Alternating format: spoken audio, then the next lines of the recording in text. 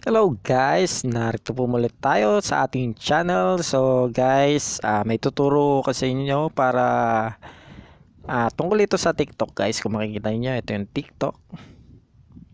So guys, kung paano kumita dito sa TikTok through affiliate. So kung hindi nyo pa narinig yung affiliate guys is ang sample niyan, parang ipopromote mo yung isang item na galing sa ibang company at kunyari pagka may bumili doon sa item na yon, may commission ka. So ang tawag dito sa TikTok nun is may mga yellow box.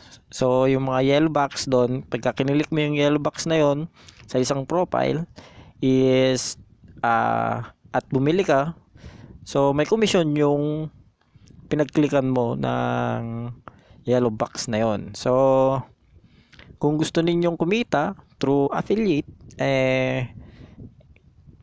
panoorin nyo lang ito guys. So kung makikita ninyo itong TikTok,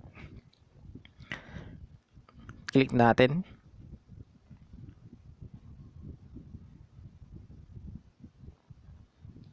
So medyo matagal siya mag-click.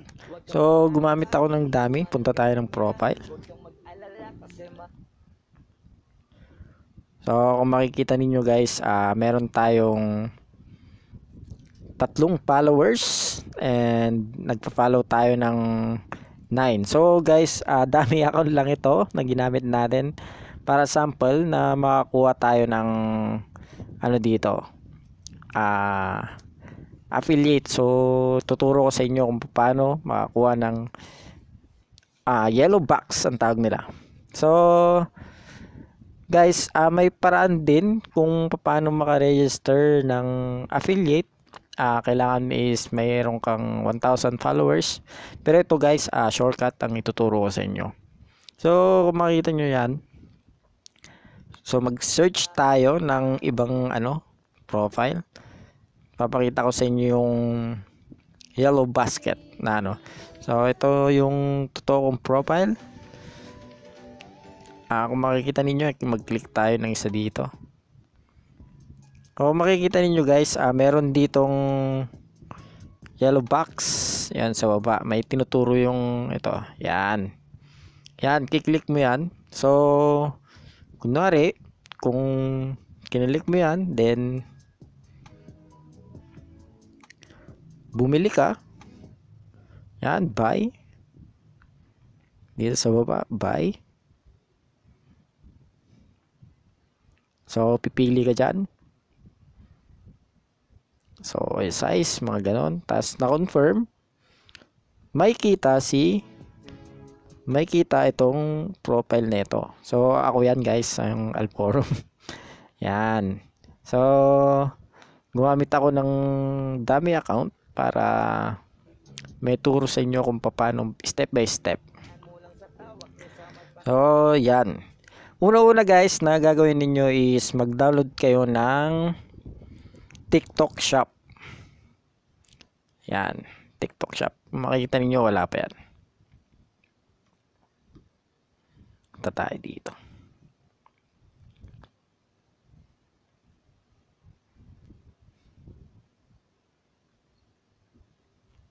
Click lang natin dito sa Play Store.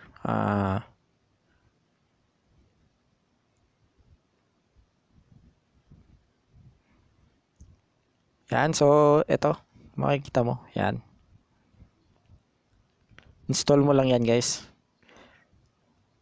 So post muna natin.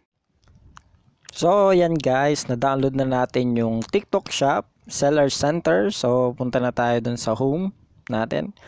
So makikita ninyo guys, ito, nandito yung seller. Ito, yung Seller Center. Kiklik mo lang yan.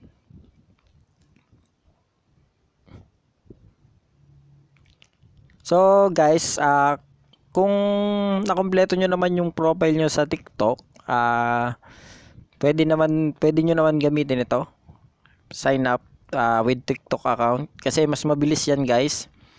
Ang kiklik natin guys yung sign up with phone and email kasi guys, hindi kompleto yung dami account natin. Hindi natin nalagyan yung profile niya. So, dito tayo.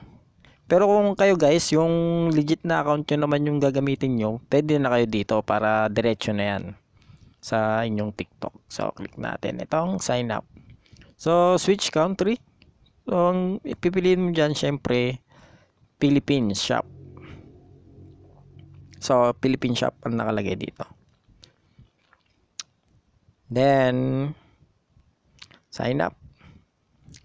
So, yung number mo or email, ang ilalagay mo dyan, gagawa ka ng email or password. So, try natin yung muna. Try muna natin yung itong TikTok sign up. Kung makikita mo dyan guys, so yan. Naka-select siya sa country. Switch muna natin yung country. Yan, so Philippines. So, try natin ito. Ito muna. Confirm. Yan, so guys, tingnan natin kung ma-accept natin. Kasi yung profile natin is hindi pa naka-ready. So, makikita nyo dyan sa Seller Center, would like to access your account profile. So, yan. So, kiklik nyo lang guys is authorize. So, yun. Hindi siya nag-login. Kasi guys, yung profile natin dun sa TikTok is wala siyang na-fill upan na profile. So, siguro hindi niya na-accept. Kaya dito muna tayo sa baba. Ayan. So, either number or email lang gagamitin natin dyan guys. So, i-click muna natin yung email. So, ayan guys, kung makikita ninyo is naglagay na tayo ng dyan. Then, click lang yung send code.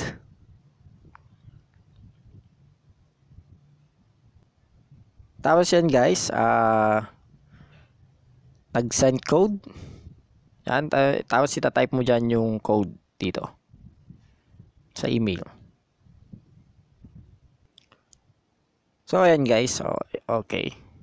So, pagkatapos mo i-send yung code, pagkatapos mo i-type yung code doon. So, yan na yung fill upan. So, individual. You're selling under your own name, not as a registered business. So, yan. Individual lang i-click nyo dyan guys. Kasi wala pa naman kayong partner dyan. So, yan. I-click nyo dito yung pangalan ng inyong shop. So, ano bang dapat?